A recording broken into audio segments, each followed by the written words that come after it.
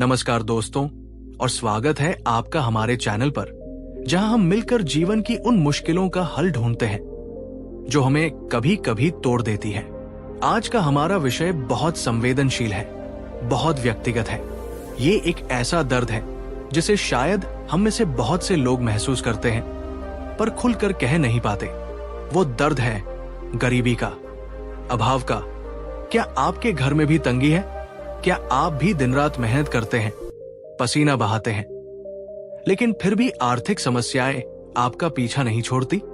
क्या आपको भी लगता है कि आपकी किस्मत में ही गरीबी लिखी है? क्या आप भी कभी कभी सोचते हैं कि काश कोई चमत्कार हो जाए और ये सब बदल जाए? अगर आपका जवाब हाँ है, तो मेरे दोस्त, आप अकेले नहीं हैं। और सबसे जरूरी बात, निराश मत होइए, क्योंकि आज हम आपको कोई साधारण सलाह नहीं देने वाले। आज हम आपको समय में पीछे 2500 साल पहले ले चलेंगे, उस महामानव के पास जिन्होंने जीवन के हर दुख का कारण और निवारण खोज निकाला था। भगवान गौतम बुद्ध ने केवल ध्यान और मोक्ष की बातें नहीं की। उन्होंने एक गृहस्थ के लिए, एक सामान्य इंसान के लिए भी ऐसे सूत्र दिए हैं जो उसे दरिद्रता के नर्क से निकालकर समृद्धि के स्वर्ग तक ले जा सकते हैं। आज हम बुद्ध की 5 ऐसी अद्भुत और जीवन बदलने वाली बातें जानेंगे जो अगर आपने अपने जीवन में उतार ली तो मैं आपको विश्वास दिलाता हूं, आपकी गरीबी को अमीरी में बदलने से कोई नहीं रोक सकता। ये कोई जादू नहीं है, ये कर्म और मन का विज्ञान है। एक छोटा सा अनुरोध, ये वीडियो थोड़ा लंबा हो सकता है, लेकिन इसका एक एक शब्द आपकी जिंदगी बदल सकता है, इसलिए इसे अंत तक जरूर देखिएगा। आधा अधूरा ज्ञान कभी काम नहीं आता। तो चलिए एक गहरी सांस लीजिए और तैयार हो जाइए अपनी जिंदगी बदलने के लिए। कहानी शुरू होती है श्रावस्ती नगर से। वहां दीनानाथ नाम का एक व्यक्ति रहता था। जैसा उसका नाम था वैसी ही उसकी हालत भी थी। वो अत्यंत गरीब था। उसके पास न रहने को ठीक से घर था, न पहनने को अच्छे कपड़े और न ही खाने को भरपेट भोजन। वो मजदूरी करता था, कड़ी धूप में पत्थर तोड़ता, बोझा ढोता, पर उसकी कमाई इतनी कम थी कि उसका परिवार हमेशा भूखा ही सोता। उसकी पत्नी बीमार रहती थी। बच्चे दूसरों के बच्चों को अच्छे कपड़े पहने देख ललचाते थे। दीनानाथ ये सब देख देखकर अंदर ही अंदर घुटता रहता था। उसे लगता था कि भगवान ने उसके साथ अन्याय किया है। वो सोचता, मैंने किसी का क्या बिगाड़ा है? मैं चोरी नहीं करता, झूठ नहीं बोलता, फिर मुझे ये सजा क्यों? धीरे धीरे उसके मन में अमीरों के प्रति ईर्ष्या और खुद के प्रति हीन भावना घर कर गई। वो अपनी किस्मत को कोसता रहता। एक दिन जब उसके घर में एक दाना भी नहीं था और उसके बच्चे भूख से रो रहे थे, तो उसका सब्र टूट गया। वो पागलों की तरह घर से निकल पड़ा। उसे समझ नहीं आ रहा था कि वो क्या करे। तभी उसने देखा कि लोग झुंड के झुंड जेतवन विहार की ओर जा रहे हैं, जहां तथागत बुद्ध पधारे थे। एक आखिरी उम्मीद लेकर दीनानाथ भी उन लोगों के पीछे पीछे चल दिया। जब वो विहार पहुंचा तो उसने देखा कि बुद्ध एक ऊंचे आसन पर शांत बैठे हैं। उनके चेहरे पर एक ऐसा तेज था जिसे देखकर दीनानाथ का आधा दुख तो वैसे ही कम हो गया। वो भीड़ को चीरता हुआ आगे बढ़ा और बुद्ध के चरणों में गिर पड़ा। उसने रोते हुए कहा, भगवान, मैं बहुत दुखी हूं। मैं गरीब हूं। मेरे बच्चे भूखे हैं। मैंने जीवन भर मेहनत की, पर मेरी दरिद्रता नहीं जाती। मुझे बताइए, मैं क्या करूं? मैं अमीर कैसे बनूं? या फिर मुझे मृत्यु दे दीजिए, क्योंकि ये जीवन अब सहा नहीं जाता। बुद्ध ने उसे उठाया। उनकी आंखों में असीम करुणा थी। उन्होंने दीनानाथ को शांत किया, उसे जल पिलाया और फिर पूरी सभा के सामने उसे 5 ऐसी बातें बताई जो आज हम सब के लिए भी उतनी ही जरूरी है। बुद्ध ने दीनानाथ की आंखों में आंखें डालकर पहली और सबसे चौंकाने वाली बात कही। उन्होंने कहा, दीनानाथ, तुम गरीब नहीं हो। तुमने केवल ये मान लिया है कि तुम गरीब हो। दीनानाथ हैरान रह गया। उसने कहा, भगवान, आप ये क्या कह रहे हैं? मेरी फटी हुई धोती देखिए, मेरा खाली पेट देखिए। ये गरीबी नहीं तो और क्या है? बुद्ध मुस्कुराए और बोले, वत्स, ये बाहरी गरीबी है, ये तो आती जाती रहती है। असली गरीबी वह है जो तुम्हारे मन में बैठी है। असली गरीब वह है जिसके पास कृतज्ञता, ग्रैटिट्यूड का धन नहीं है। बुद्ध ने समझाया, तुम्हारे पास एक स्वस्थ शरीर है, 2 हाथ हैं जिनसे तुम कर्म कर सकते हो, 2 आंखें हैं जिनसे तुम दुनिया देख सकते हो। तुम्हारे पास एक परिवार है जो तुमसे प्रेम करता है। क्या तुम जानते हो कि दुनिया में कितने अमीर लोग हैं जो इन चीजों के लिए तरसते हैं? कोई अपनी दौलत लुटाकर भी एक स्वस्थ शरीर नहीं पा सकता। कोई अपना पूरा साम्राज्य देकर भी सच्चा प्रेम नहीं खरीद सकता। जब तक तुम खुद को बेचारा और अभागा मानते रहोगे, तब तक तुम दरिद्र ही रहोगे। जिस दिन तुम अपनी इन संपत्तियों को पहचान लोगे और इनके लिए धन्यवाद दोगे, उसी दिन से तुम्हारी बाहरी गरीबी भी मिटनी शुरू हो जाएगी। क्योंकि समृद्धि उसी के पास आती है जो उसे संभालने के लिए मानसिक रूप से तैयार होता है। ये दीनानाथ के लिए एक नया नजरिया था। वो हमेशा क्या नहीं है पर रोता था। उसने कभी ये नहीं देखा कि क्या है। दोस्तों, मैं आपसे एक सवाल पूछना चाहता हूं। क्या आप भी दीनानाथ की तरह जो आपके पास नहीं है, सिर्फ उसी के बारे में सोचकर दुखी रहते हैं? या कभी आपने रुककर अपने स्वस्थ शरीर, अपनी सांसों, अपने परिवार के लिए ईश्वर को धन्यवाद दिया है? नीचे कमेंट में थैंक यू लिखकर अपनी कृतज्ञता व्यक्त करें। याद रखिए, शिकायतें गरीबी लाती हैं और कृतज्ञता समृद्धि। फिर बुद्ध ने दूसरी बात कही जो बहुत ही व्यावहारिक थी। उन्होंने कहा, दीनानाथ, गरीबी का एक बहुत बड़ा कारण आलस्य और प्रमाद, टालमटोल है। बुद्ध ने कहा, जो व्यक्ति सुबह देर तक सोता है, जो आज के काम को कल पर टालता है, जो मेहनत से जी चुराता है और जो अपनी असफलताओं के लिए दूसरों को दोष देता है, उसके घर में लक्ष्मी कभी नहीं ठहरती। उद्यम, डिलिजेंस ही परम मित्र है।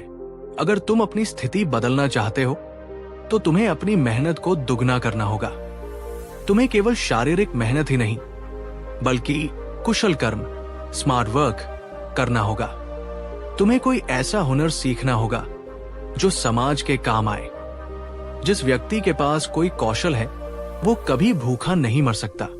बुद्ध ने दीनानाथ को समझाया कि केवल पत्थर तोड़ने से काम नहीं चलेगा। उसे अपनी बुद्धि का प्रयोग करके कोई कला, कोई व्यापार या कोई नई चीज सीखनी होगी। उसे अपनी सीमाओं को तोड़ना होगा। दोस्तों, दिल पर हाथ रखकर बताइए, क्या आप अपनी पूरी क्षमता का इस्तेमाल कर रहे हैं या कहीं न कहीं आलस्य आपको रोक रहा है? क्या आप नई चीजें सीखने के लिए तैयार हैं? सच्ची समृद्धि तभी आती है जब हम अपने कंफर्ट जोन से बाहर निकलते हैं। तीसरी बात सुनकर दीनानाथ चौंक गया। बुद्ध ने कहा, दीनानाथ, अगर तुम गरीबी से हमेशा के लिए मुक्त होना चाहते हो तो दान देना शुरू करो। दीनानाथ ने कहा, भगवान, मेरे पास तो खुद खाने को नहीं है, मैं क्या दान दूं? दान तो अमीर लोग देते हैं। बुद्ध ने कहा, यही तुम्हारी भूल है। तुम इसलिए गरीब नहीं हो कि तुम्हारे पास धन नहीं है। तुम इसलिए गरीब हो क्योंकि तुमने देना नहीं सीखा। प्रकृति का नियम है, जो बोओगे वही काटोगे। अगर तुम कंजूसी का बीज बोओगे तो दरिद्रता की फसल काटोगे। अगर तुम उदारता का बीज बोओगे तो समृद्धि की फसल काटोगे। बुद्ध ने समझाया कि दान केवल धन का नहीं होता। अगर तुम्हारे पास धन नहीं है तो तुम अपने भोजन का एक छोटा सा टुकड़ा किसी चींटी या पक्षी को दे सकते हो। तुम किसी प्यासे को पानी पिला सकते हो। तुम किसी दुखी व्यक्ति को अपनी मुस्कान और मीठे बोल दे सकते हो। तुम किसी की सेवा कर सकते हो। जब तुम देते हो, चाहे वो कितना भी छोटा क्यों न हो, तो तुम ब्रह्मांड को यह संदेश देते हो कि मेरे पास पर्याप्त है, और ब्रह्मांड तथास्तु कहकर तुम्हें और अधिक देता है। कंजूस का मन संकुचित होता है, दानी का मन विशाल होता है, और लक्ष्मी विशाल मन में ही निवास करती है। ये एक बहुत गहरा रहस्य है दोस्तों। देने का भाव हमारे मन की गरीबी को तोड़कर उसे समृद्धि एल में बदल देता है। अगर आपको बुद्ध की ये बात दिल को छू गई है तो इस वीडियो को शेयर करके ज्ञान का दान करें। ये भी एक बहुत बड़ा दान है। चौथी बात में बुद्ध ने धन की रक्षा और स्थिरता का रहस्य बताया। उन्होंने कहा, दीनानाथ, बहुत से लोग धन कमा तो लेते हैं पर उसे रोक नहीं पाते। इसका कारण है दुराचार और व्यसन। बुद्ध ने चेतावनी दी, जो व्यक्ति जुआ खेलता है, नशा करता है, व्यभिचार करता है या अधर्म के मार्ग पर चलता है, उसके घर में धन कभी नहीं टिकता। ये आदतें उस घड़े में छेद की तरह है, जिसमें चाहे कितना भी पानी डालो वो खाली ही रहेगा। अनैतिक कार्यों से कमाया हुआ धन या गलत आदतों में उड़ाया हुआ धन न केवल तुम्हारी संपत्ति को नष्ट करता है, बल्कि तुम्हारे स्वास्थ्य, तुम्हारे सम्मान और तुम्हारे परिवार की शांति को भी भस्म कर देता है। एक नैतिक और संयमित जीवन ही सच्ची बचत है। बुद्ध ने दीनानाथ को पंचशील नैतिक नियमों का पालन करने को कहा। उन्होंने कहा कि ईमानदारी की कमाई में ही बरकत होती है। बेईमानी का पैसा दवाइयों और कौटक चहरी में ही जाता है। दोस्तों, ये आत्मनिरीक्षण का समय है। क्या आपकी कोई ऐसी आदत है जो आपकी मेहनत की कमाई को बर्बाद कर रही है? क्या आप छोटी मोटी खुशियों के लिए अपने भविष्य को दांव पर लगा रहे हैं? याद रखें, एक छेद भी बड़े से बड़े जहाज को डुबोने के लिए काफी होता है। और अंत में बुद्ध ने पांचवी और सबसे महत्वपूर्ण बात बताई, जो हमारी सफलता की नींव है। उन्होंने कहा, दीनानाथ, अपनी संगत बदलो। तुम किन लोगों के साथ उठते बैठते हो, यह तय करेगा कि तुम कहां पहुंचोगे। बुद्ध ने कहा, अगर तुम आलसी, निराशावादी, जुआरी और नकारात्मक लोगों के साथ रहोगे तो तुम चाहकर भी अमीर नहीं बन पाओगे। उनकी नकारात्मक ऊर्जा तुम्हें भी नीचे खींच लेगी। वे तुम्हें हमेशा यही बताएंगे कि ये नहीं हो सकता, किस्मत खराब है। इसके बजाय तुम कल्याण मित्रों, गुड फ्रेंड्स को ढूंढो। ऐसे लोगों के साथ रहो जो परिश्रमी हैं, जो ईमानदार हैं, जो तुमसे ज्यादा ज्ञानी और सफल हैं। उनकी ऊर्जा, उनके विचार और उनकी आदतें तुम्हें भी ऊपर उठाएंगी। अच्छी संगत उस पारस पत्थर की तरह है जो लोहे को भी सोना बना देती है।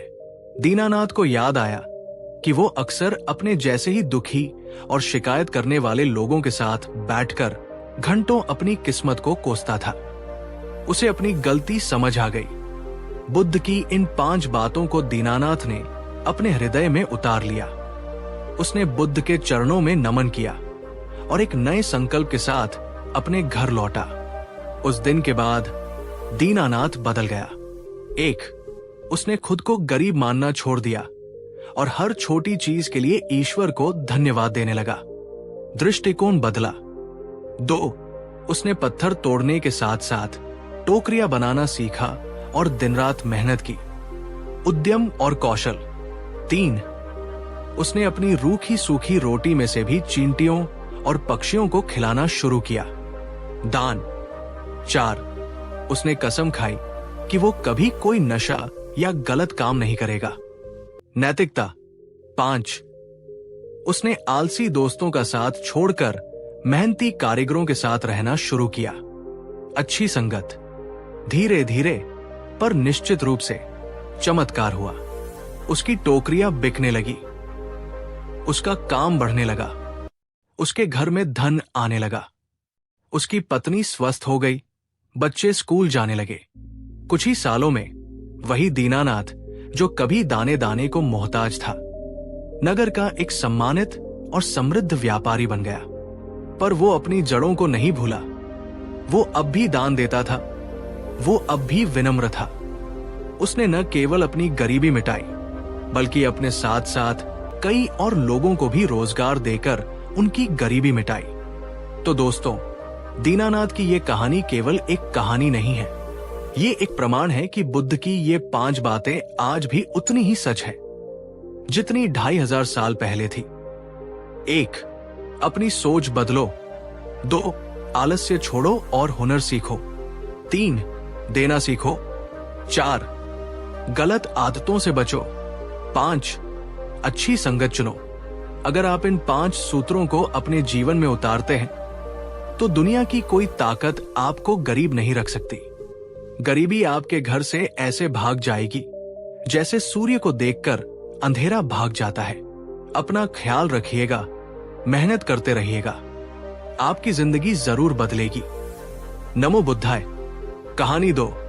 नमस्कार दोस्तों, और स्वागत है आपका हमारे चैनल पर, जहां हम मिलकर जीवन की उन अंधेरी सुरंगों में रोशनी की एक किरण खोजने का प्रयास करते हैं जिनमें हम कभी कभी खो जाते हैं। आज का हमारा विषय बहुत नाजुक है, बहुत व्यक्तिगत है।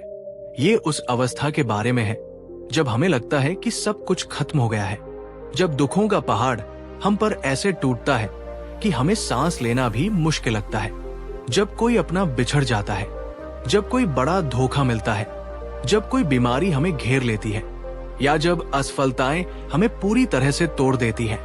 क्या आप भी कभी जीवन के ऐसे मोड़ पर खड़े हुए हैं जहां आपको लगा हो कि आप पूरी तरह से टूट गए हैं, जहां आपको लगा हो कि अब फिर से खड़े होने की हिम्मत आप में नहीं बची?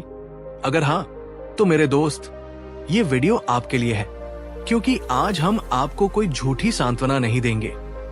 आज हम आपको समय में पीछे उस महाक्रोनिक, उस महावैद्य के पास ले चलेंगे जिन्होंने मानव मन की हर पीड़ा को समझा और उसका उपचार खोजा।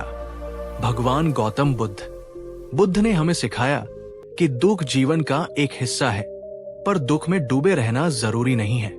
उन्होंने हमें ऐसे अचूक सूत्र दिए हैं जो सबसे गहरे घावों पर भी मरहम का काम कर सकते हैं और हमें टूटने के बाद पहले से भी ज्यादा मजबूत बनकर उभरने की शक्ति दे सकते हैं। आज हम बुद्ध के साथ ऐसी अद्भुत और जीवन बदलने वाली बातें जानेंगे जो आपको फिर से जीना सिखा सकती हैं। ये 7 बातें आपके लिए एक सहारा बन सकती हैं, एक दोस्त बन सकती हैं और एक मार्गदर्शक बन सकती है। एक छोटा सा अनुरोध, अगर आप या आपका कोई अपना किसी गहरे दुख से गुजर रहा है तो इस वीडियो को अंत तक जरूर देखिएगा। तो चलिए, एक गहरी सांस लीजिए, अपने भारी मन को थोड़ा हल्का कीजिए और बुद्ध की करुणा की छाव में चलते हैं। कहानी शुरू होती है एक बहुत ही समृद्ध और खुशहाल व्यक्ति विश्वनाथ से। उसके पास एक सुंदर परिवार था, एक प्रेम करने वाली पत्नी, 2 प्यारे बच्चे। उसका एक सफल व्यापार था, समाज में बहुत मान सम्मान था, उसका जीवन उत्तम था और वो ईश्वर का हर रोज धन्यवाद करता था। लेकिन फिर, जैसा कि जीवन का स्वभाव है, समय का पहिया घुमा। एक भयानक महामारी ने उसकी पत्नी और उसके दोनों बच्चों को उससे छीन लिया। वो एक झटके में अकेला रह गया। इस दुख से वो अभी उबर भी नहीं पाया था कि व्यापार में उसके सबसे करीबी साथी ने उसे धोखा दिया और उसकी सारी संपत्ति हड़प ली। रातों रात विश्वनाथ अर्श से फर्श पर आ गया। उसका परिवार चला गया, उसका धन चला गया, उसका सम्मान चला गया। जिन लोगों को वो अपना समझता था, उन्होंने भी उससे मुंह मोड़ लिया। वो व्यक्ति जो कभी जीवन से भरपूर था, अब एक जिंदा लाश बन गया था। वो न रोता था, न हंसता था, बस शून्य में ताकता रहता था। उसे लगता था कि अब उसके जीवन का कोई अर्थ नहीं बचा। वो पूरी तरह से टूट चुका था। कई महीनों तक इसी अवस्था में रहने के बाद एक दिन गांव के कुछ लोगों ने उसे जबरदस्ती महात्मा बुद्ध के पास पहुंचाया, जो पास ही के एक उपवन में ठहरे थे। विश्वनाथ ने बुद्ध को देखा, पर उसकी आंखों में कोई भाव नहीं थे। उसने बस इतना कहा, भगवान, मेरे पास अब खोने के लिए कुछ नहीं बचा। मेरे सारे दुख मुझसे छीन लीजिए या मुझे इस जीवन से ही छीन लीजिए। मुझे बस इस पीड़ा से मुक्ति चाहिए। बुद्ध ने उसकी ओर असीम करुणा से देखा।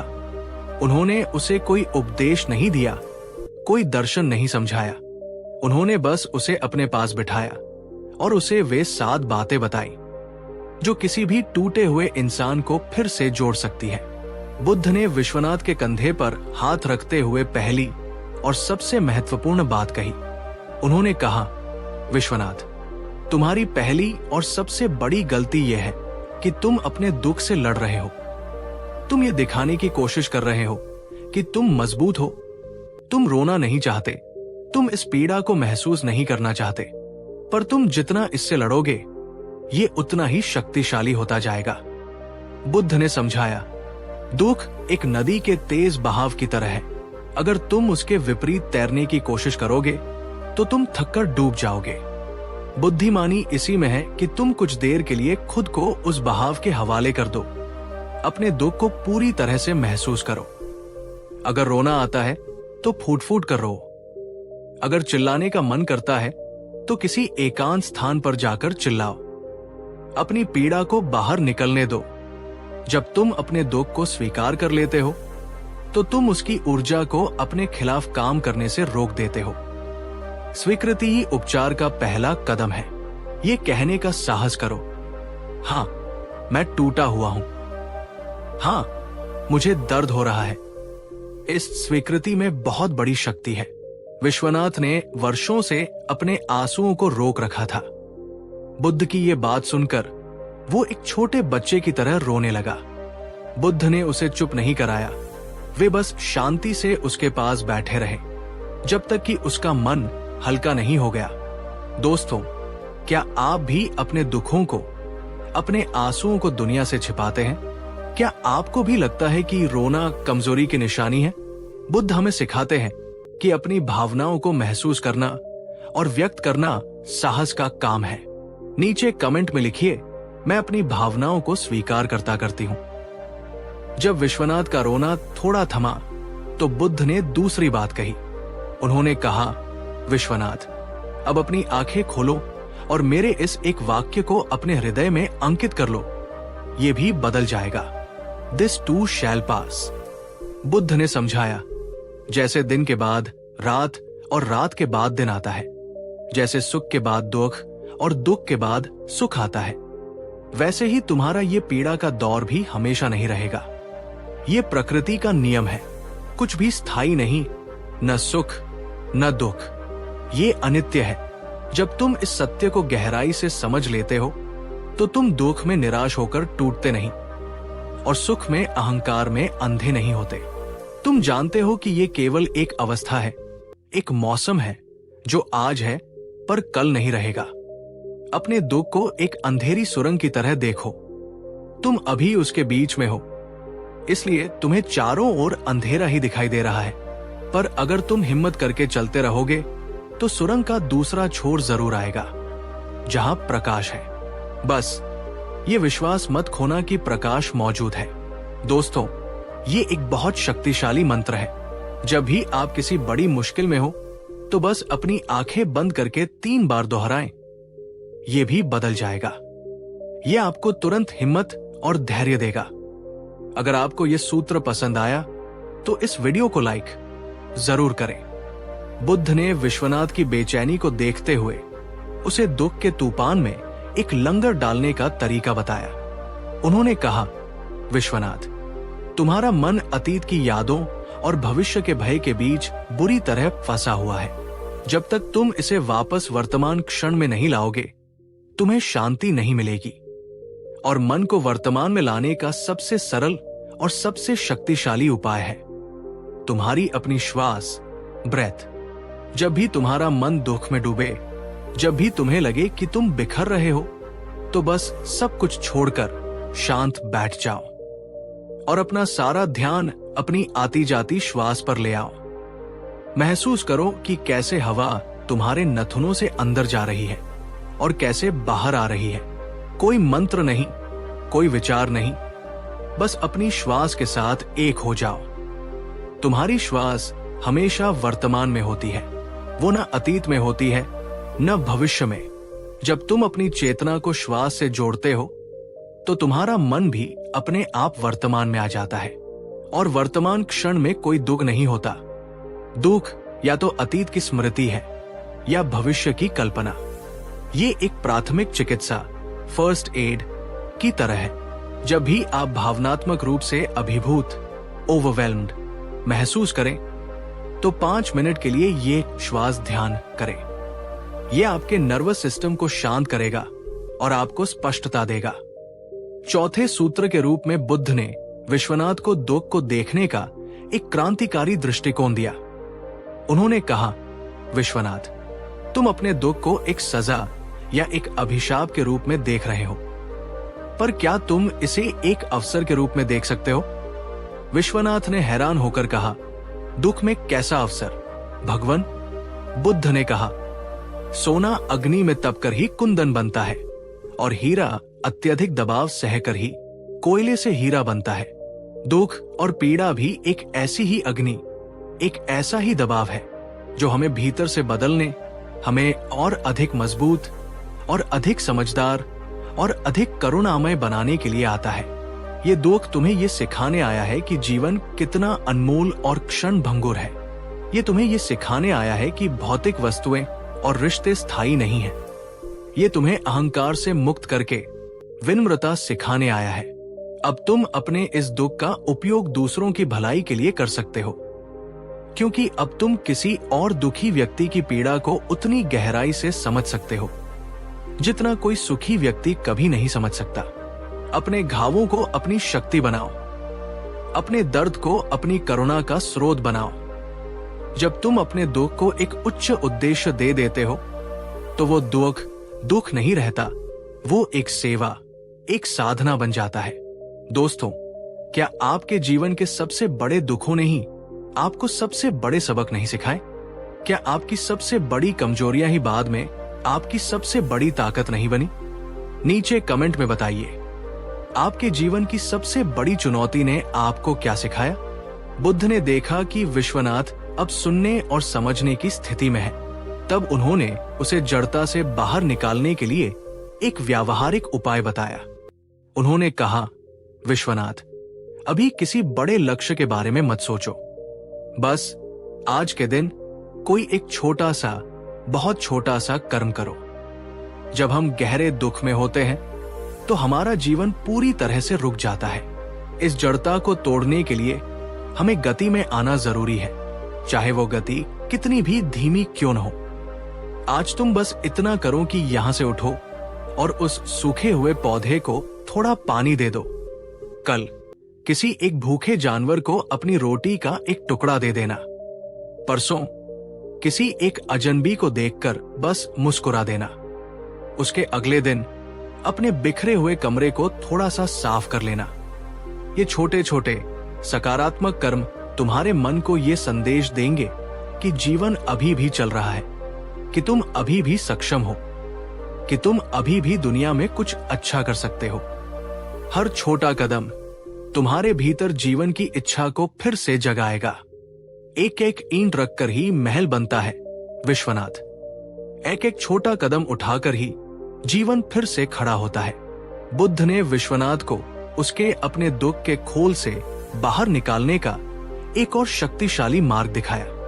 उन्होंने कहा, विश्वनाथ, तुम सोचते हो कि दुनिया में सबसे ज्यादा दुख तुम्हारे ही पास है, पर अपनी आंखें खोलो और अपने चारों ओर देखो। जब तुम अपने दुख से ध्यान हटाकर दूसरों के दुख को देखना और महसूस करना शुरू करते हो तो दो बातें होती हैं। पहली, तुम्हें एहसास होता है कि तुम इस दुख में अकेले नहीं हो, ये मानवीय अनुभव का हिस्सा है। दूसरी, तुम्हारे भीतर करुणा का जन्म होता है। करुणा वो मरहम है जो न केवल दूसरों के बल्कि हमारे अपने घावों को भी भरती है।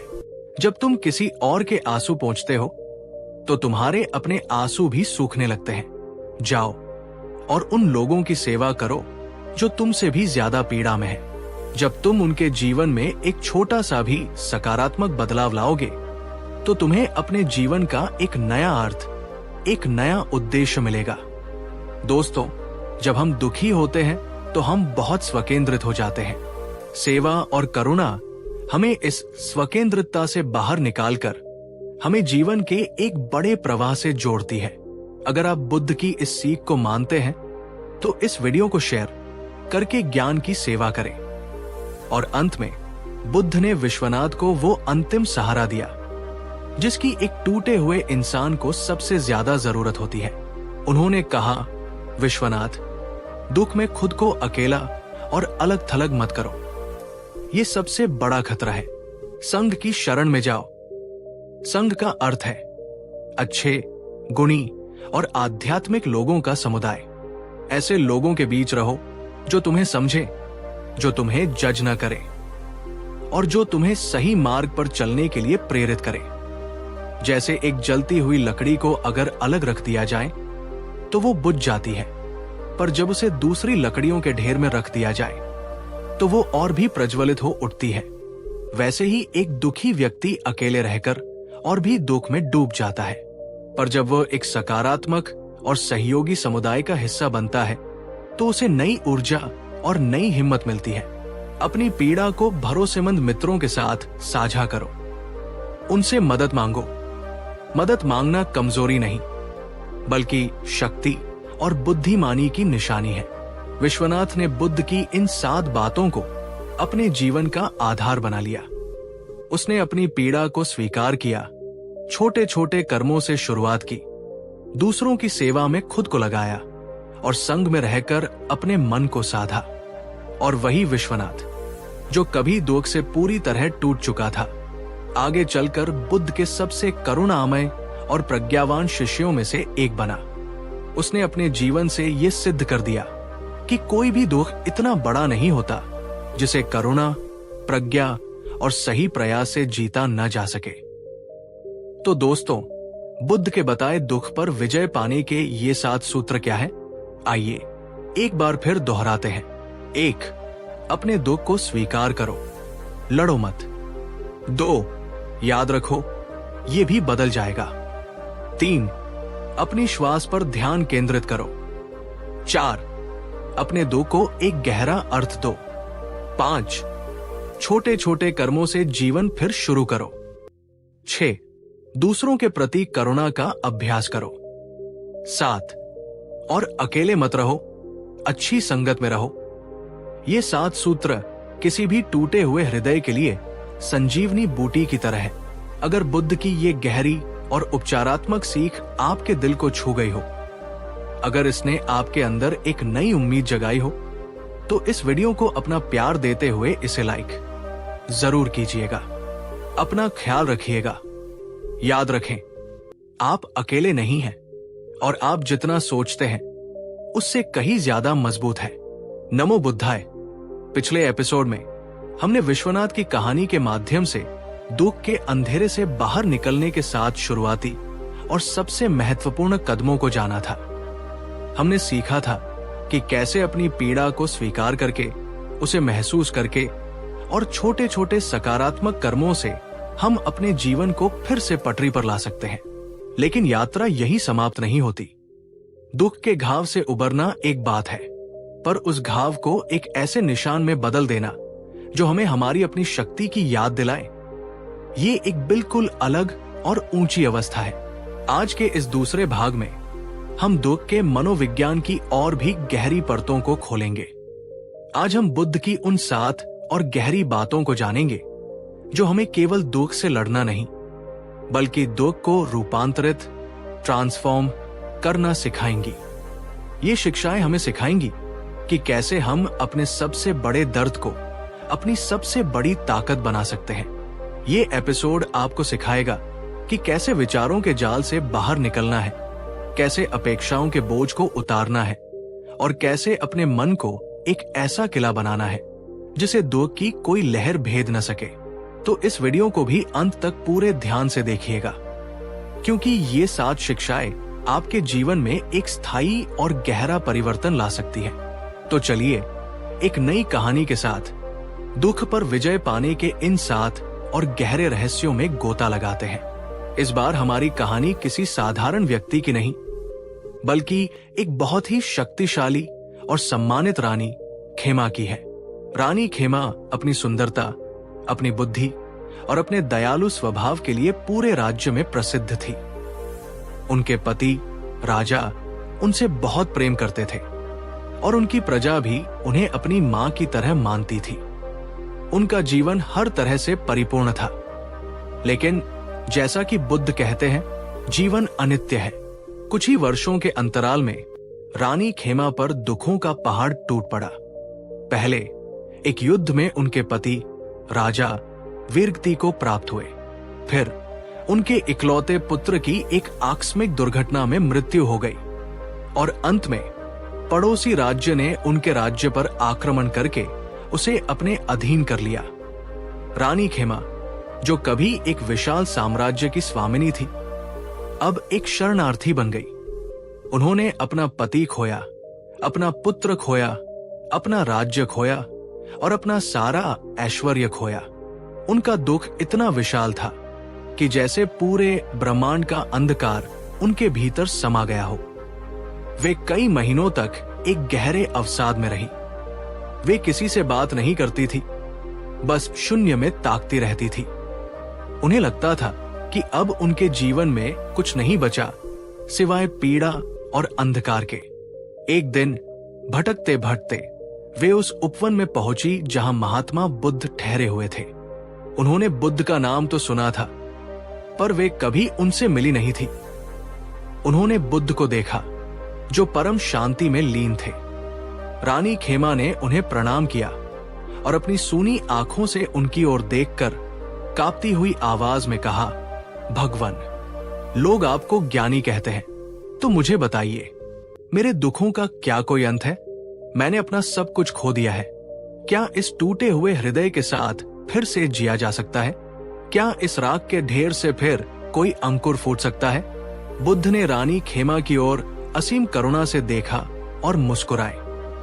उन्होंने कहा, रानी, तुम्हारा दुख बहुत गहरा है, पर तुम्हारी आत्मा उससे भी गहरी है। राख के नीचे ही जीवन का बीज छिपा होता है। तुमने दुख को सहा है, अब दुख को समझने का समय है। और फिर बुद्ध ने रानी खेमा को दुख को रूपांतरित करने के वे 7 गहरे सूत्र बताए, जो उनके जीवन को एक नई दिशा देने वाले थे। बुद्ध ने रानी खेमा की पहली समस्या को पहचानते हुए कहा, रानी, तुम्हारा सबसे बड़ा दुख बाहरी घटनाओं से नहीं, बल्कि उन घटनाओं के बारे में तुम्हारे अपने विचारों से आ रहा है। तुम्हारा मन लगातार अतीत की दर्दनाक स्मृतियों को दोहरा रहा है और तुम उन विचारों के जाल में फंसी हुई हो। बुद्ध ने समझाया, खुशी या दुख का 8वां और सबसे गहरा सूत्र है अपने विचारों के साक्षी बनना। ये समझो कि तुम अपने विचार नहीं हो, तुम उन विचारों को देखने वाली चेतना हो। तुम्हारा मन एक आकाश की तरह है और विचार बादलों की तरह है। बादल आते हैं, कुछ देर ठहरते हैं और चले जाते हैं। कुछ बादल काले और डरावने होते हैं, कुछ सफेद और सुंदर। पर क्या बादलों के आने जाने से आकाश बदलता है? नहीं, आकाश हमेशा वैसा ही रहता है, शांत और असीम। जब भी तुम्हारे मन में कोई दर्दनाक विचार या स्मृति आए, तो उससे लड़ो मत, उसे दबाओ मत। बस उसे देखो एक तटस्थ दृष्टा की तरह। कहो, हाँ, ये एक दुख का विचार है। उसे नाम दो, पर उससे अपनी पहचान मत जोड़ो। जैसे ही तुम उसे देखना शुरू करती हो, तुम उससे एक दूरी बना लेती हो और उसकी तुम्हें नियंत्रित करने की शक्ति कम हो जाती है।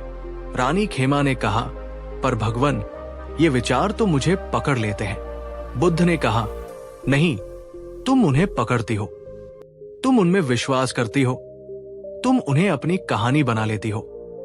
जिस क्षण तुम उन्हें केवल विचार के रूप में देखना सीख जाओगी, तुम उनकी पकड़ से मुक्त हो जाओगी। यही विपश्यना का सार है। दोस्तों, क्या आप भी अक्सर अपने नकारात्मक विचारों के चक्र में फंस जाते हैं? आज से जब भी कोई ऐसा विचार आए, तो बुद्ध की इस तकनीक को अपनाएं। बस 2 मिनट के लिए रुकें और अपने विचारों को बादलों की तरह देखें। आपको कैसा महसूस होता है, ये नीचे कमेंट में जरूर बताएं। फिर बुद्ध ने दुख के एक और गहरे कारण पर प्रहार किया। उन्होंने कहा, रानी, तुम अपनी पीड़ा के लिए अपने शत्रुओं को, अपनी किस्मत को और शायद ईश्वर को भी दोष दे रही हो। जब तक तुम दूसरों को दोष देती रहोगी, तुम एक असहाय पीड़िता, विक्टिम बनी रहोगी। बुद्ध ने समझाया, दुख पर विजय पाने का नवा सूत्र है अपनी भावनाओं की 100% जिम्मेदारी लेना। हाँ, ये सच है कि बाहरी लोगों ने तुम्हारे साथ अन्याय किया, पर उस अन्याय पर दुखी होना है या उससे सीखकर आगे बढ़ना है, ये चुनाव तुम्हारा है। जब तुम दूसरों को दोष देते हो तो तुम अपनी शक्ति उनके हाथों में दे देते हो। तुम कहते हो, मैं तब तक खुश नहीं हो सकती जब तक वो व्यक्ति मुझसे माफी न मांग ले, या जब तक मेरी परिस्थितियां नहीं बदलेंगी मैं दुखी ही रहूंगी। इस तरह तुम एक कैदी बन जाती हो जिसकी जेल की चाबी किसी और के पास है। जिस क्षण तुम ये कहती हो, हाँ, जो हुआ वो बहुत दर्दनाक था, पर अब इस दर्द से बाहर निकलना मेरी जिम्मेदारी है, उसी क्षण तुम अपनी शक्ति को वापस अपने हाथों में ले लेती हो। तुम पीड़िता से एक विजेता की यात्रा शुरू करती हो। दोस्तों, ये एक बहुत ही साहसिक कदम है, पर यही सच्ची स्वतंत्रता का मार्ग है। अगर आप भी अपने जीवन की पूरी जिम्मेदारी लेने के लिए तैयार हैं, तो इस वीडियो को लाइक जरूर करें। ये आपके संकल्प का प्रतीक होगा। बुद्ध ने रानी खेमा को उनके दुख से एक उच्चतर उद्देश्य की ओर मोड़ने का मार्ग दिखाया। उन्होंने कहा, रानी, तुम्हारा दुख व्यर्थ नहीं है। ये तुम्हें एक ऐसी शक्ति दे सकता है जो किसी सुखी व्यक्ति के पास कभी नहीं हो सकती, और वो शक्ति है गहरी करुणा। दुख को रूपांतरित करने का 10वां सूत्र है उसे करुणा का स्रोत बनाना। अब तुम किसी और मां के दर्द को, जिसने अपना बच्चा खोया है, उतनी गहराई से समझ सकती हो जितना कोई और नहीं समझ सकता। अब तुम किसी और बेसहारा व्यक्ति की पीड़ा को अपने हृदय में महसूस कर सकती हो। अपने दुख के खोल में बंद मत रहो, बाहर निकलो और उन लोगों को ढूंढो जो तुम्हारी ही तरह पीड़ा में है। जब तुम उनके आंसू पोंछोगी तो तुम्हारे अपने आंसू भी सूखने लगेंगे। जब तुम किसी और के टूटे हुए दिल पर मरहम लगाओगी तो तुम्हारा अपना घाव भी भरने लगेगा। अपने दर्द को अपनी सबसे बड़ी सेवा बना लो। जब तुम्हारा व्यक्तिगत दुख सार्वभौमिक करुणा में बदल जाता है तो वो दुख नहीं रहता, वो ज्ञान और शक्ति बन जाता है। दोस्तों, क्या आपके जीवन के सबसे बड़े दुखों ने ही आपको दूसरों के प्रति अधिक संवेदनशील और करुणामय नहीं बनाया? नीचे कमेंट में बताइए, क्या आप मानते हैं कि दर्द हमें एक बेहतर इंसान बना सकता है? बुद्ध ने रानी खेमा को भविष्य के भय से मुक्त होने का एक और गहरा सूत्र दिया। उन्होंने कहा, रानी, तुम अब जो भी नया कर्म शुरू करोगी उसे फल की आसक्ति से मत करना। दुख से मुक्त रहने का 11वां सूत्र है अनासक्त कर्म।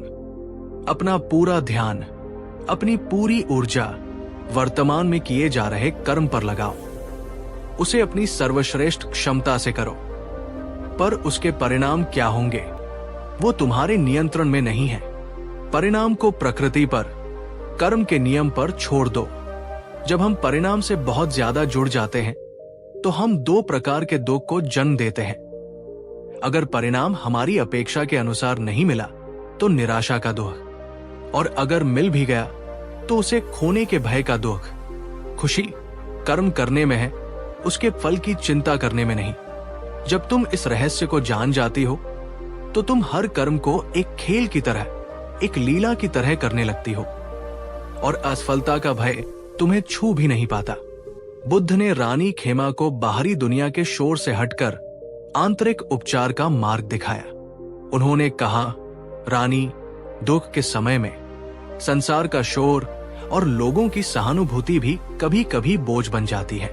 तुम्हें उपचार के लिए एकांत की आवश्यकता है। दुख पर विजय पाने का 12वां सूत्र है मौन और एकांत की शक्ति को पहचानना।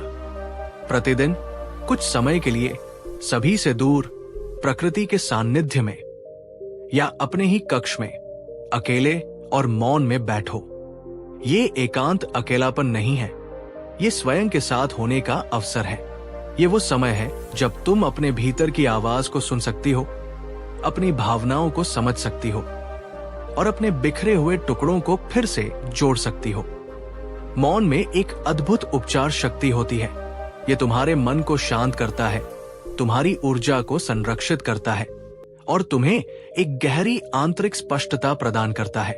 दोस्तों, आज की इस शोरगुल भरी दुनिया में हम एकांत से डरने लगे हैं, पर सच्चा उपचार और सच्ची शक्ति हमें उसी एकांत में मिलती है। अगर आप भी आज से 10 मिनट का मौन अपने जीवन में शामिल करने का संकल्प लेते हैं तो इस वीडियो को शेयर करें। बुद्ध ने रानी खेमा को उनके व्यक्तिगत दुख से ऊपर उठाकर एक सार्वभौमिक उद्देश्य से जोड़ा। उन्होंने कहा, रानी, तुम्हारा पुराना जीवन, तुम्हारी पुरानी पहचान, सब कुछ नष्ट हो गया है। इसे एक अंत के रूप में मत देखो, इसे एक नई शुरुआत के अवसर के रूप में देखो। दुख से स्थायी रूप से उबरने का 13वां सूत्र है जीवन का एक ऐसा नया उद्देश्य खोजना जो तुमसे भी बड़ा हो। जब तक तुम्हारा उद्देश्य केवल अपना सुख, अपना परिवार, अपना राज्य था, तब तक तुम दुखी थी। अब अपने जीवन को एक उच्चतर लक्ष्य के लिए समर्पित कर दो। सत्य की खोज को अपना उद्देश्य बनाओ। दूसरों के दुखों को मिटाने को अपना उद्देश्य बनाओ। इस संसार में प्रेम और करुणा फैलाने को अपना उद्देश्य बनाओ। जब तुम्हारे पास जीने के लिए खुद से भी बड़ा कोई कारण होता है तो व्यक्तिगत दुख और सुख बहुत छोटे लगने लगते हैं। तुम एक छोटी सी लहर नहीं रहते, तुम एक विशाल सागर का हिस्सा बन जाते हो। रानी खेमा को बुद्ध की इस बात में अपने जीवन का नया मार्ग दिखाई दिया और अंत में बुद्ध ने रानी खेमा को वो परम सत्य बताया जो सभी दुखों का अंतिम अंत है। उन्होंने कहा, रानी, जब तक हम इस संसार में कुछ भी पाने, कुछ भी बनने की इच्छा रखते हैं, तब तक दुख किसी न किसी रूप में बना रहेगा। सभी दुखों से परम मुक्ति की एक अवस्था है और उसे कहते हैं निर्वाण। दुख पर अंतिम विजय का 14वां सूत्र है निर्वाण को अपने जीवन का परम लक्ष्य समझना। निर्वाण का अर्थ है तृष्णा की, द्वेष की और अज्ञान की अग्नि का पूरी तरह से बुझ जाना। ये वो परम शांति है जिसे पाने के बाद फिर कोई दुख तुम्हें छू नहीं सकता। ये वो परम स्वतंत्रता है जो जन्म मृत्यु के चक्र से भी परे है। अपने सभी अच्छे कर्म, अपना सारा ध्यान, अपनी सारी साधना इसी परम लक्ष्य की ओर निर्देशित करो। जब तुम्हारा लक्ष्य इतना महान होता है तो रास्ते के छोटे मोटे दुख तुम्हें विचलित नहीं कर पाते। रानी खेमा ने बुद्ध की इन 7 गहरी बातों को अपने जीवन का आधार बना लिया। उन्होंने अपने दुख को अपनी शक्ति में रूपांतरित कर दिया और वही रानी खेमा जो कभी दुख से पूरी तरह टूट चुकी थी, आगे चलकर बुद्ध की प्रमुख महिला शिष्याओं में से एक महाप्रज्ञावान भिक्षुणी खेमा के नाम से प्रसिद्ध हुई। उन्होंने अपने जीवन से ये सिद्ध कर दिया कि सबसे गहरी राख से भी जीवन का सबसे सुंदर अंकुर फूट सकता है। तो दोस्तों, बुद्ध के बताए दुख को रूपांतरित करने के ये 7 गहरे सूत्र क्या है, आइए एक बार फिर दोहराते हैं। 8, अपने विचारों के साक्षी बनो। 9, दूसरों को दोष देना बंद करो, जिम्मेदारी लो। 10, अपने दुख को करुणा में बदलो। 11, अनासक्त कर्म करो। 12, मौन और एकांत की शक्ति को पहचानो। 13, जीवन का एक नया उच्चतर उद्देश्य खोजो। 14, और निर्वाण को परम लक्ष्य समझो। ये 7 सूत्र पहले भाग के 7 सूत्रों के साथ मिलकर दुख पर विजय पाने का एक संपूर्ण विज्ञान बनाते हैं। अगर बुद्ध की ये गहरी और उपचारात्मक सीख आपके हृदय तक पहुंची हो, अगर इसने आपके अंदर एक नई शक्ति और एक नई दिशा का संचार किया हो, तो इस वीडियो को अपना प्यार देते हुए इसे लाइक जरूर कीजिएगा। अपना ख्याल रखिएगा। याद रखें, आप टूटे नहीं हैं, आप रूपांतरित हो रहे हैं। नमो बुद्धाय। कहानी 3। नमस्कार दोस्तों और स्वागत है आपका हमारे चैनल पर, जहां हम मिलकर जीवन के उन गहरे सवालों के जवाब ढूंढते हैं जो हमें एक बेहतर और शांतिपूर्ण जीवन की ओर ले जा सकते हैं। आज मैं आपसे एक ऐसा सवाल पूछना चाहता हूं जो शायद इस दुनिया का हर इंसान, चाहे वो अमीर हो या गरीब, सफल हो या असफल, अपने आप से हर रोज पूछता है, मैं खुश कैसे रहूं? क्या है खुशी का असली मतलब? क्या ये पैसा कमाने में है? क्या ये सफलता पाने में है? या ये रिश्तों में है? हम सब खुशी के पीछे भाग रहे हैं, पर ये एक तितली की तरह है। हम जितना इसे पकड़ने की कोशिश करते हैं, ये उतना ही दूर भागती जाती है। क्यों हमारी खुशी इतनी क्षणिक होती है? क्यों एक पल की खुशी के बाद फिर से चिंता, तनाव और उदासी हमें घेर लेती है? क्या हमेशा खुश रहना संभव भी है? अगर आपके मन में भी ये सवाल उठते हैं तो आज का ये वीडियो आपके लिए एक वरदान साबित हो सकता है, क्योंकि आज हम खुशी का रहस्य किसी मोटिवेशनल स्पीकर या किसी किताब से नहीं, बल्कि उस महामानव से जानेंगे जिन्होंने खुशी और दुख के विज्ञान को अपनी जड़ तक समझ लिया था। भगवान गौतम बुद्ध। बुद्ध ने हमें सिखाया कि खुशी कोई ऐसी चीज नहीं है जिसे बाहर ढूंढा जाता है, बल्कि ये एक ऐसी अवस्था है जिसे अपने भीतर पैदा किया जाता है। आज हम बुद्ध की साथ ऐसी अद्भुत और जीवन बदलने वाली बातें जानेंगे जो अगर आपने समझ ली और अपने जीवन में उतार ली तो मैं आपको विश्वास दिलाता हूं, आप भी स्थायी और सच्ची खुशी का अनुभव कर सकते हैं। ये कोई कल्पना नहीं है, ये मन का एक गहरा विज्ञान है। एक छोटा सा अनुरोध, ये वीडियो केवल जानकारी के लिए नहीं बल्कि अनुभव करने के लिए है, इसलिए इसे अंत तक जरूर देखिएगा और मेरे साथ इस यात्रा पर चलिए। तो चलिए एक गहरी सांस लीजिए और तैयार हो जाइए खुशी के उन 7 रहस्यों को जानने के लिए। कहानी शुरू होती है एक बहुत ही शक्तिशाली और समृद्ध राजा प्रसेनजित से। उनके पास सब कुछ था, विशाल राज्य, सोने चांदी के भंडार, हजारों सेवक और एक सुंदर परिवार। बाहरी दुनिया की नजर में उनका जीवन उत्तम था, लेकिन राजा भीतर से बहुत दुखी और अशांत थे। उन्हें रात को नींद नहीं आती थी, स्वादिष्ट भोजन भी बेस्वाद लगता था। उन्हें हर समय ये चिंता सताती रहती कि कहीं कोई उनका राज्य न छीन ले, कहीं उनका धन कम न हो जाए, कहीं वे बूले न हो जाए। वे खुशी पाने के लिए बड़े बड़े आयोजन करते, उत्सव मनाते, पर जैसे ही उत्सव समाप्त होता वे फिर से उसी खालीपन और उदासी में डूब जाते। एक दिन अपनी इस मानसिक पीड़ा से तंग आकर उन्होंने अपने मंत्री से पूछा, क्या इस दुनिया में कोई ऐसा व्यक्ति है जो हमेशा खुश रहता हो? क्या स्थायी खुशी पाना संभव भी है? मंत्री ने कहा, महाराज, मैंने सुना है कि पास के जेतवन विहार में एक श्रमण गौतम बुद्ध ठहरे हैं। लोग कहते हैं कि उन्होंने खुशी का रहस्य जान लिया है और वे हमेशा एक परम शांति की अवस्था में रहते हैं। राजा ने तुरंत बुद्ध से मिलने का निश्चय किया। वे अपने रथ पर सवार होकर बुद्ध के पास पहुंचे। उन्होंने देखा कि बुद्ध एक साधारण से वृक्ष के नीचे एक सामान्य भिक्षु के वस्त्रों में बैठे हैं। उनके पास कोई धन नहीं था, कोई महल नहीं था, कोई सेवक नहीं था, पर उनके चेहरे पर एक ऐसी दिव्य शांति, एक ऐसी गहरी मुस्कान थी जिसे देखकर राजा चकित रह गए। उस मुस्कान में कोई बनावट नहीं थी, वो उनके भीतर से फूट रही थी। राजा ने बुद्ध को प्रणाम किया और हाथ जोड़कर पूछा, भगवान, मेरे पास वो सब कुछ है जिसे दुनिया खुशी का साधन मानती है, पर मेरे पास खुशी नहीं है और आपके पास इनमें से कुछ भी नहीं है। फिर भी आप इतने आनंदित और शांत कैसे हैं? कृपा करके मुझे हमेशा खुश रहने का रहस्य बताइए। बुद्ध ने राजा की ओर करुणा से देखा और मुस्कुराए। उन्होंने कहा, राजन, तुम खुशी को गलत जगह ढूंढ रहे हो। तुम उसे बाहर की वस्तुओं और परिस्थितियों में तलाश रहे हो, जबकि खुशी का सोता तो तुम्हारे अपने भीतर है।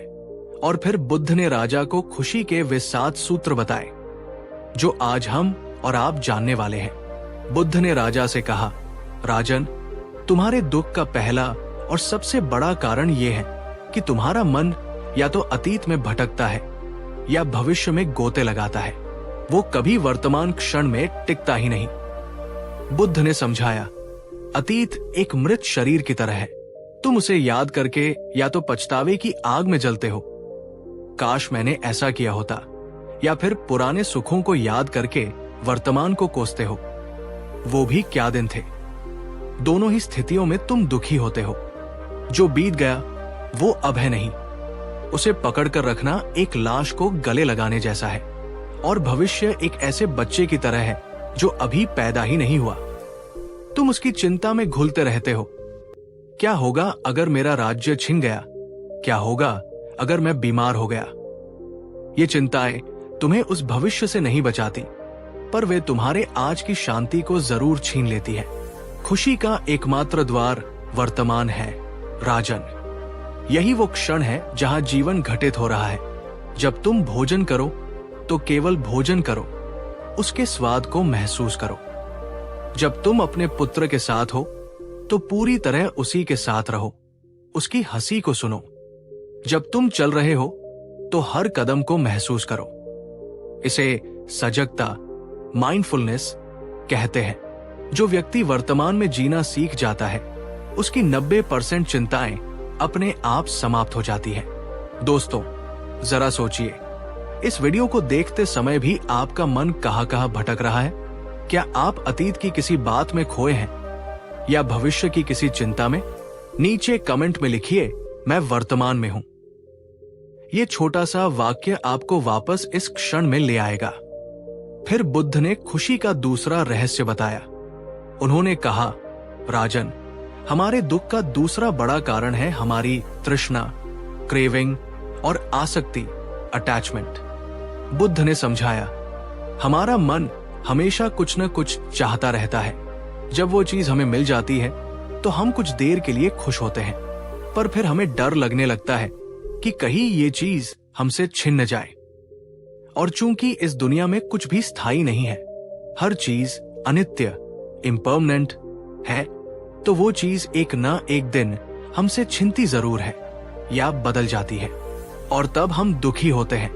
तुम अपने राज्य से, अपने धन से, अपने परिवार से और यहां तक कि अपनी जवानी और अपने इस शरीर से भी आसक्त हो। तुम चाहते हो कि ये सब हमेशा ऐसा ही बना रहे, पर प्रकृति का नियम है परिवर्तन। जो इस नियम को नहीं समझता वो दुखी होता है। जो समझ जाता है वो हर बदलाव को स्वीकार करके शांत रहता है। खुशी का रहस्य चीजों को छोड़ना नहीं है, बल्कि उन्हें बिना आसक्ति के, बिना उन पर अधिकार जमाए उनका आनंद लेना है। हर चीज को एक गुजरते हुए बादल की तरह देखो। वो आया है, सुंदर है, पर वो आगे भी बढ़ जाएगा। उससे चिपकने की कोशिश मत करो।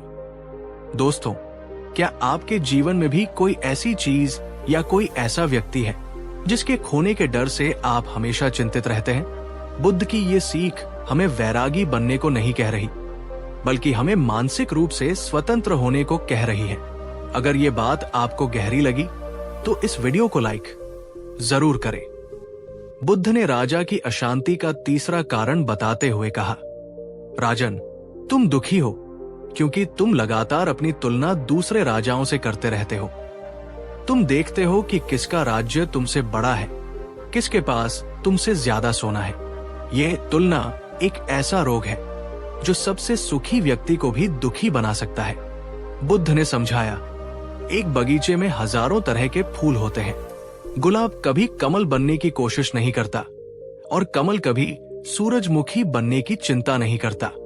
वे सब अपने अपने स्वरूप में खिलते हैं और इसीलिए बगीचा सुंदर लगता है। तुम भी इस ब्रह्मांड के बगीचे में एक अद्वितीय फूल हो। तुम्हारी अपनी खूबियां हैं, तुम्हारी अपनी यात्रा है। जब तुम अपनी तुलना दूसरों से करते हो तो तुम दो काम करते हो, या तो तुम अहंकार से भर जाते हो जब तुम खुद को बेहतर पाते हो, या तुम ईर्ष्या और हीन भावना से भर जाते हो जब तुम खुद को कमतर पाते हो। दोनों ही अवस्थाएं दुख का कारण है। सच्ची खुशी अपनी यात्रा पर ध्यान केंद्रित करने में है। अपनी प्रगति की तुलना अपने बीते हुए कल से करो, दूसरों के आज से नहीं। जब तुम खुद को सुधारने में लग जाते हो तो तुम्हें दूसरों से तुलना करने का समय ही नहीं मिलता। दोस्तों, आज के सोशल मीडिया के युग में ये तुलना की बीमारी और भी बढ़ गई है। हम दूसरों की सजी संवरी तस्वीरें देखकर अपनी साधारण जिंदगी को कोसने लगते हैं। अगर आप इस जाल से बाहर निकलना चाहते हैं तो इस वीडियो को अपने उन दोस्तों के साथ शेयर करें जो अक्सर दूसरों से अपनी तुलना करके दुखी होते हैं। चौथे सूत्र के रूप में बुद्ध ने खुशी का एक बहुत ही सुंदर और अचूक रहस्य बताया। उन्होंने कहा, राजन, अगर तुम खुश रहना चाहते हो तो दूसरों को खुशी देना शुरू कर दो। अगर तुम प्रेम चाहते हो तो दूसरों को प्रेम देना शुरू कर दो। राजा ने कहा, भगवन, मैं तो पहले से ही दुखी हूं। मैं दूसरों को खुशी कैसे दे सकता हूं? बुद्ध ने कहा, खुशी एक दीपक की तरह है। जब तुम किसी और के लिए दीपक जलाते हो तो वो तुम्हारा अपना रास्ता भी रोशन करता है। जब हम केवल अपने बारे में, अपनी समस्याओं के बारे में सोचते रहते हैं तो हमारा दुख और भी बड़ा हो जाता है। पर जिस क्षण हम किसी और के दुख को कम करने का प्रयास करते हैं, हमारा अपना दुख अपने आप छोटा लगने लगता है। सेवा और करुणा में एक अद्भुत उपचार शक्ति होती है। तुम्हें कुछ बड़ा करने की जरूरत नहीं है। राजन, किसी भूखे को एक रोटी दे दो, किसी प्यासे को पानी पिला दो, किसी रोते हुए को देखकर मुस्कुरा दो, किसी गिरे हुए को हाथ पकड़कर उठा दो।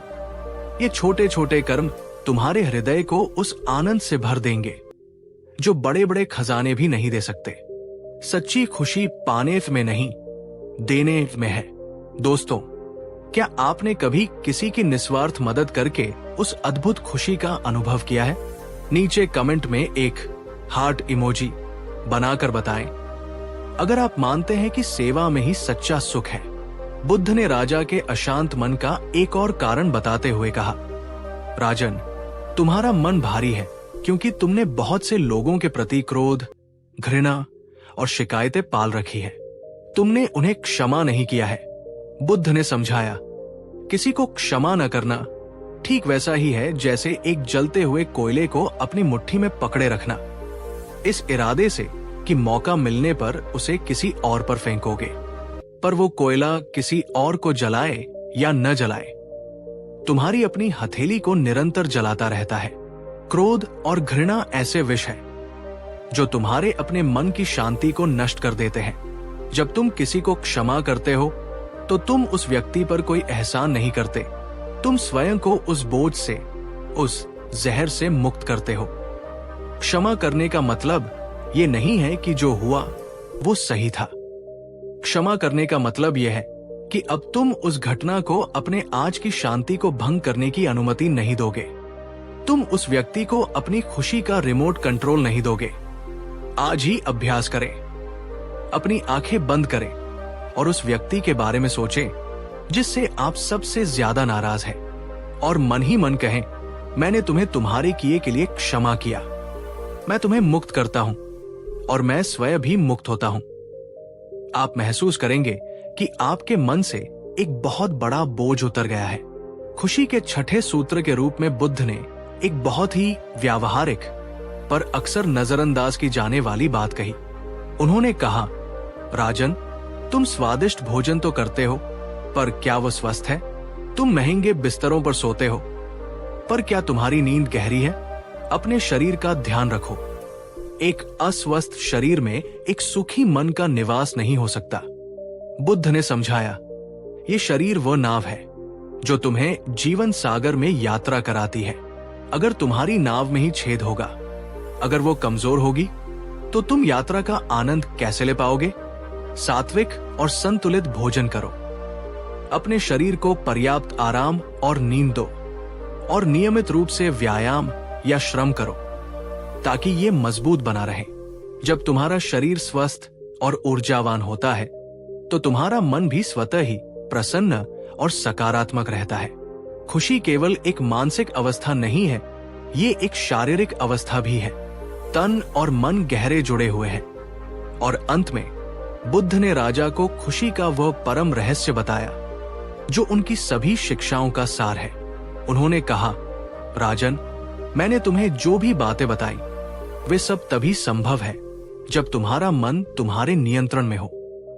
और मन को नियंत्रित करने का, उसे प्रशिक्षित करने का एकमात्र उपाय है ध्यान, मेडिटेशन। बुद्ध ने समझाया, तुम्हारा मन एक जंगली घोड़े की तरह है जो अपनी इच्छाओं और विचारों के पीछे भागता रहता है। ध्यान उस घोड़े को साधने की कला है। प्रतिदिन कुछ समय के लिए बस शांत होकर बैठो और अपनी आती जाती श्वास को देखो। जब मन भटके तो उसे बिना डांटे प्यार से वापस श्वास पर ले आओ। ये सरल सा अभ्यास धीरे धीरे तुम्हारे मन को शांत, स्थिर और एकाग्र बना देगा। ध्यान से ही तुम अपने विचारों और भावनाओं के साक्षी बनना सीखते हो। तुम सीखते हो कि तुम अपने विचार नहीं हो, तुम उन्हें देखने वाले हो। और यही ज्ञान तुम्हें हर दुख और हर सुख से परे एक स्थायी शांति की अवस्था में ले जाता है। यही सच्ची और परम खुशी है। राजा प्रसेनजित ने बुद्ध की इन 7 बातों को अपने हृदय में उतार लिया। उन्होंने न केवल उन्हें समझा, बल्कि उन्हें अपने जीवन में लागू करना भी शुरू किया। और कुछ ही समय में वे न केवल एक सुखी, बल्कि एक अधिक करुणामय और बुद्धिमान राजा भी बन गए। तो दोस्तों, बुद्ध के बताए खुशी के ये 7 सूत्र क्या हैं? आइए एक बार फिर दोहराते हैं। 1. वर्तमान में जियो। 2. आसक्ति को समझो, हर चीज अस्थायी है। 3. दूसरों से तुलना मत करो। 4. दूसरों को खुशी दो। 5. सबको क्षमा कर दो। 6. अपने शरीर का सम्मान करो। 7. और ध्यान से अपने मन को साधो। ये 7 सूत्र आपकी जिंदगी बदल सकते हैं अगर आप इन्हें अपनाने का संकल्प लें। अगर बुद्ध की ये गहरी और जीवन बदलने वाली सीख आपको पसंद आई हो, अगर इसने आपके अंदर खुशी की एक नई उम्मीद जगाई हो, तो इस वीडियो को अपना प्यार देते हुए इसे लाइक जरूर कीजिएगा। नीचे कमेंट करके हमें बताइए कि इन 7 बातों में से कौन सी बात आपको आज सबसे ज्यादा जरूरी लगी, जिसे आप तुरंत अपने जीवन में लागू करना चाहेंगे। और हाँ, इस खुशी के संदेश को अपने तक ही सीमित मत रखिए। इस वीडियो को अपने दोस्तों और परिवार के साथ शेयर करें, ताकि वे भी सच्ची खुशी का मार्ग जान सके। और अगर आप भविष्य में भी बुद्ध की ऐसी ही गहरी शिक्षाओं से जुड़ना चाहते हैं, तो हमारे चैनल को सब्सक्राइब करना और उस घंटी बेल वाले आइकन को दबाना बिल्कुल न भूलें। अपना ख्याल रखिएगा, खुश रहिएगा। याद रखें, खुशी बाहर नहीं, आपके भीतर है। नमो बुद्धाय। पिछले एपिसोड में हमने राजा प्रसेनजित की कहानी के माध्यम से खुशी के साथ मूलभूत सूत्रों को जाना था। हमने सीखा था कि कैसे वर्तमान में जीकर, दूसरों से तुलना बंद करके और मन को साध कर हम अपने जीवन में खुशी के द्वार खोल सकते हैं। लेकिन यात्रा यही समाप्त नहीं होती। खुश होना एक बात है, पर खुशी को अपने स्वभाव का हिस्सा बना लेना एक बिल्कुल अलग और ऊंची अवस्था है। आज के इस दूसरे भाग में हम खुशी के विज्ञान की और भी गहरी परतों को खोलेंगे। आज हम बुद्ध की उन 7 और गहरी बातों को जानेंगे, जो हमें केवल बाहरी परिस्थितियों पर निर्भर रहने वाली क्षणिक खुशी से ऊपर उठाकर एक ऐसी आंतरिक, अटूट और स्थायी आनंद की अवस्था की ओर ले जाएंगी, जिसे दुनिया का कोई दुख, कोई चुनौती छीन नहीं सकती।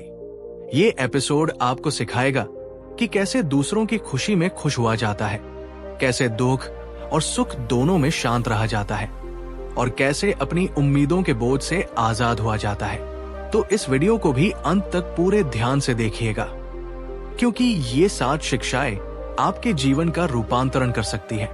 तो चलिए एक नई कहानी के साथ खुशी के इन 7 और गहरे रहस्यों में गोता लगाते हैं। इस बार हमारी कहानी एक राजा की नहीं, बल्कि एक बहुत ही सफल और धनी व्यापारी रत्नाकर की है। रत्नाकर ने अपनी मेहनत और बुद्धि से एक छोटा सा व्यापार शुरू किया था और उसे एक विशाल साम्राज्य में बदल दिया था। उसके पास धन दौलत की कोई कमी नहीं थी, लेकिन जैसे जैसे उसका व्यापार बढ़ता गया, उसके मन की शांति घटती गई। वो हमेशा एक अजीब सी बेचैनी और असंतोष में रहता था। जब उसे मुनाफा होता तो उसे डर लगता कि कहीं अगले सौदे में नुकसान न हो जाए। जब उसका कोई प्रतिस्पर्धी उससे आगे निकलता तो वो ईर्ष्या और क्रोध की आग में जलने लगता। लोग जब उसकी प्रशंसा करते तो वो खुश होता, पर जब कोई उसकी आलोचना करता तो वो कई रातों तक सो नहीं पाता। उसने अपने परिवार के लिए हर सुख सुविधा जुटा दी थी, पर वो स्वयं उनके साथ बैठकर 2 पल शांति से बिता नहीं पाता था। उसका जीवन एक ऐसे झूले की तरह हो गया था, जो सफलता के शिखर और असफलता के भय के बीच लगातार झूलता रहता था। एक दिन अपनी इसी आंतरिक अशांति से तंग आकर उसने महात्मा बुद्ध के बारे में सुना और उनसे मिलने पहुंचा।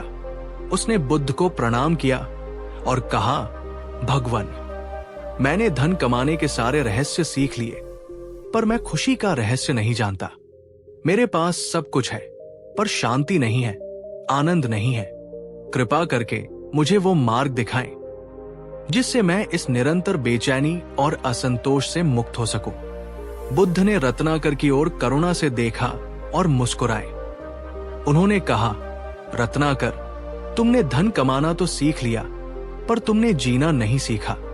खुशी धन में नहीं, धर्म में है, और धर्म का अर्थ है मन को साधने की कला। और फिर बुद्ध ने रत्नाकर को खुशी के वे 7 और गहरे सूत्र बताए जो उसे एक सफल व्यापारी से एक सुखी इंसान बनाने वाले थे। बुद्ध ने रत्नाकर की पहली समस्या को पकड़ते हुए कहा, रत्नाकर, तुम्हारे मन में अशांति है क्योंकि तुम्हारा हृदय तुम्हारे प्रतिस्पर्धियों और शत्रुओं के प्रति द्वेष और घृणा से भरा है। जब तक ये घृणा रहेगी, शांति असंभव है। बुद्ध ने समझाया, खुशी का 8वां और सबसे मधुर सूत्र है मैत्री, मेट्टा का अभ्यास। मैत्री का अर्थ है बिना किसी शर्त के, बिना किसी भेदभाव के सभी प्राणियों के प्रति, चाहे वे तुम्हारे मित्र हो या शत्रु, शुभकामना और मंगल कामना का भाव रखना। घृणा एक ऐसी आग है जिसे तुम दूसरों के लिए जलाते हो, पर वो सबसे पहले तुम्हें ही भस्म करती है। जब तुम किसी से घृणा करते हो तो तुम उस व्यक्ति को अपनी खुशी और शांति का नियंत्रक बना देते हो। वो तुम्हारे विचारों पर, तुम्हारी नींद पर हावी हो जाता है। इसका उपाय है मैत्री का अभ्यास। प्रतिदिन शांत बैठकर पहले स्वयं के प्रति प्रेम का भाव भेजो, मैं सुखी रहूं, मैं शांत रहूं। फिर अपने प्रियजनों के प्रति, और फिर सबसे कठिन अपने शत्रुओं और प्रतिस्पर्धियों के प्रति भी यही भाव भेजो। वे भी सुखी रहें, वे भी शांत रहें। ये शुरुआत में मुश्किल लगेगा, पर धीरे धीरे तुम पाओगे कि तुम्हारे हृदय से घृणा का बोझ उतर रहा है और उसकी जगह एक अद्भुत शांति और हल्कापन ले रहा है। रत्नाकर ने कहा, पर भगवान, जिसने मेरा नुकसान किया हो, मैं उसके भले की कामना कैसे कर सकता हूं? बुद्ध ने कहा, तुम उसके भले के लिए नहीं, तुम अपनी शांति के लिए ये कर रहे हो। जब तुम उसे क्षमा करते हो और उसके प्रति मैत्री का भाव भेजते हो, तो तुम उसे नहीं, बल्कि स्वयं को घृणा के बंधन से मुक्त करते हो। दोस्तों, क्या आपके मन में भी किसी के प्रति कोई पुरानी कड़वाहट या घृणा है जो आपकी शांति को भंग करती है? आज बुद्ध की इस सीख को अपनाकर उस व्यक्ति के लिए मन ही मन शुभकामना भेजकर देखें। आपको कैसा महसूस होता है, ये नीचे कमेंट में जरूर बताएं। फिर बुद्ध ने रत्नाकर की दूसरी बड़ी समस्या यानी ईर्ष्या पर प्रहार किया। उन्होंने कहा, रत्नाकर, तुम तब दुखी होते हो जब तुम्हारा प्रतिस्पर्धी सफल होता है।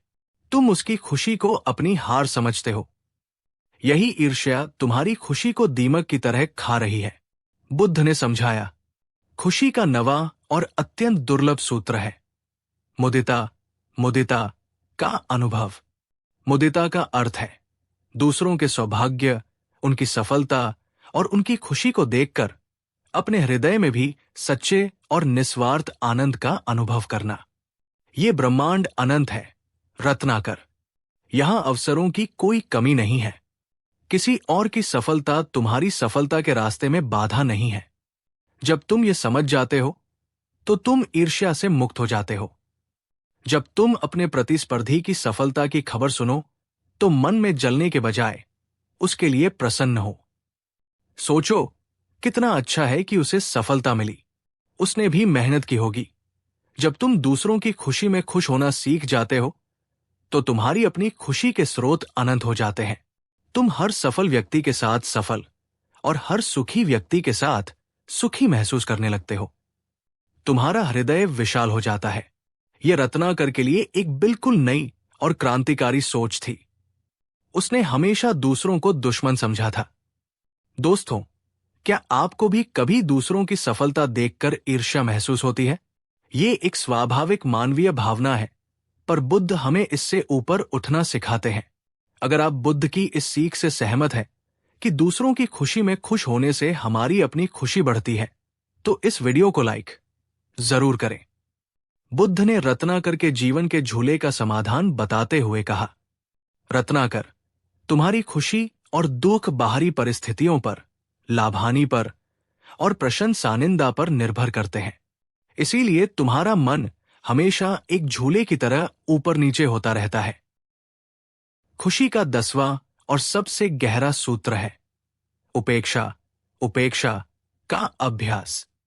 उपेक्षा का अर्थ उदासीनता या टीएच नहीं है।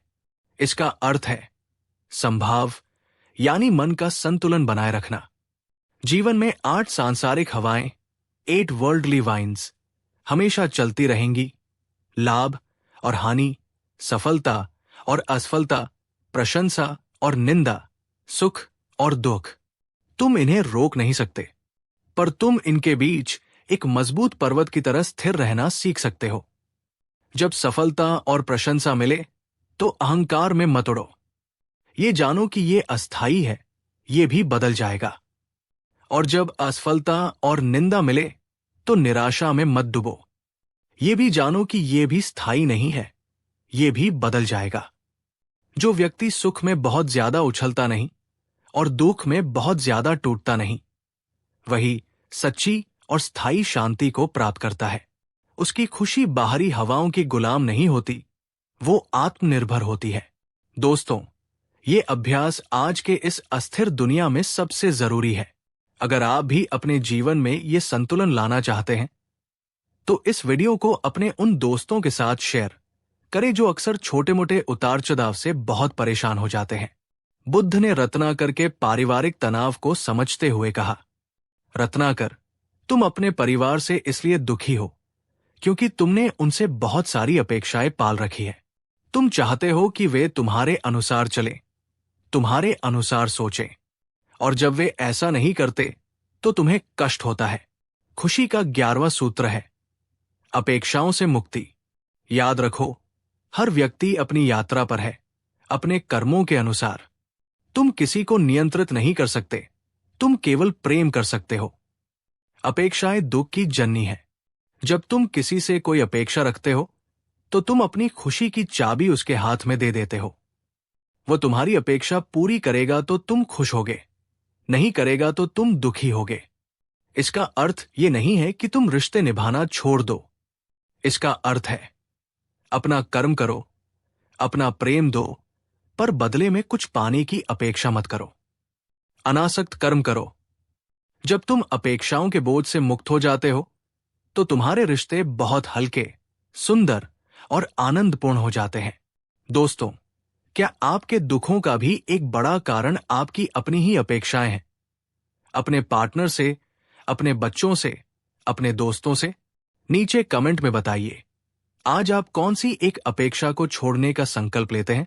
बुद्ध ने रत्नाकर के धन और अशांति के संबंध को समझाते हुए कहा, रत्नाकर, तुम सोचते हो कि और अधिक धन और अधिक वस्तुएं और अधिक विलासिता तुम्हें और अधिक खुशी देगी, पर हो इसका उल्टा रहा है।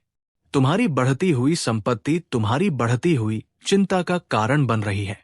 खुशी का 12वां सूत्र है सादगी में सुख खोजना। सच्ची जरूरतें बहुत कम होती है, इच्छाएं अनंत होती है। जिस व्यक्ति को खुश रहने के लिए बहुत सारी बाहरी चीजों की जरूरत पड़ती है, वो वास्तव में बहुत गरीब है, क्योंकि वो हमेशा उन चीजों का गुलाम बना रहता है।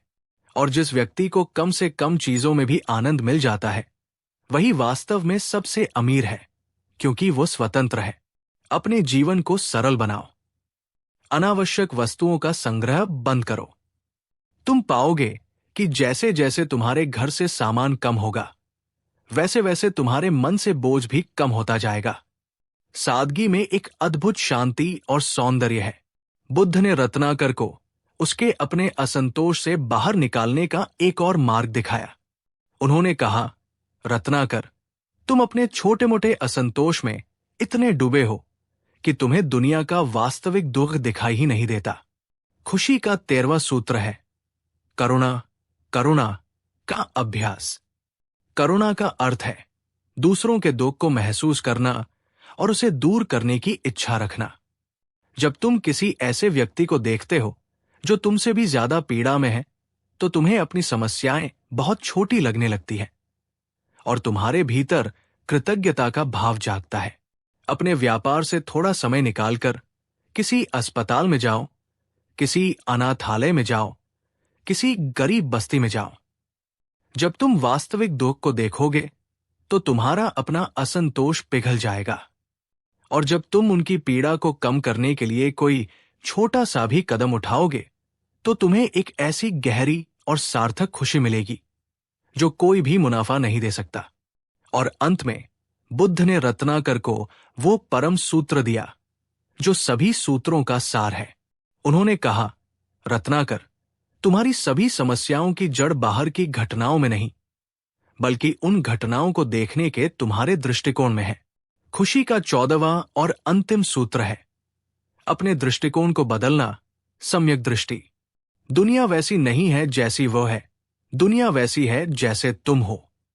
जब व्यापार में नुकसान होता है तो एक व्यक्ति उसे बर्बादी के रूप में देखता है और निराश हो जाता है। दूसरा व्यक्ति उसे एक सबक के रूप में देखता है, अपनी गलतियों से सीखता है और पहले से ज्यादा मजबूत होकर वापसी करता है। घटना एक ही है, पर दृष्टिकोण अलग अलग होने से परिणाम बिल्कुल अलग हो जाते हैं। हर चुनौती में एक अवसर छिपा होता है, हर असफलता में एक सीख छिपी होती है, हर अंत में एक नई शुरुआत छिपी होती है। जिस दिन तुम हर परिस्थिति में सकारात्मक पहलू को देखना सीख जाओगे, उस दिन तुम्हें कोई भी बाहरी घटना दुखी नहीं कर सकती। तुम अपने सुख और दुख के निर्माता स्वयं बन जाओगे। रत्नाकर ने बुद्ध की इन 7 गहरी बातों को अपने हृदय में उतार लिया। उसने न केवल उन्हें समझा, बल्कि उन्हें अपने जीवन में लागू करना भी शुरू किया, और कुछ ही समय में वो एक धनी पर दुखी व्यापारी से एक सच्चे अर्थों में समृद्ध और आनंदित इंसान बन गया। तो दोस्तों, बुद्ध के बताए खुशी के ये 7 और गहरे सूत्र क्या है? आइए एक बार फिर दोहराते हैं। 8. सबके प्रति मैत्री का भाव रखो। 9. दूसरों की खुशी में खुश होना सीखो। 10. सुख दुख में संभाव रखो। 11. अपेक्षाओं से मुक्त हो जाओ। 12. सादगी में सुख खोजो। 13. करुणा का अभ्यास करो। 14. और अपने दृष्टिकोण को बदलो। ये 7 सूत्र पहले भाग के 7 सूत्रों के साथ मिलकर खुशी का एक संपूर्ण विज्ञान बनाते हैं। अगर बुद्ध की ये गहरी और जीवन बदलने वाली सीख आपको पसंद आई हो, अगर इसने आपके अंदर खुशी की एक नई और स्थायी समझ जगाई हो, तो इस वीडियो को अपना प्यार देते हुए इसे लाइक जरूर कीजिएगा। अपना ख्याल रखिएगा और खुश रहिएगा। याद रखें, खुशी बाहर की कोई वस्तु नहीं, बल्कि भीतर की एक कला है। नमो बुद्धाय।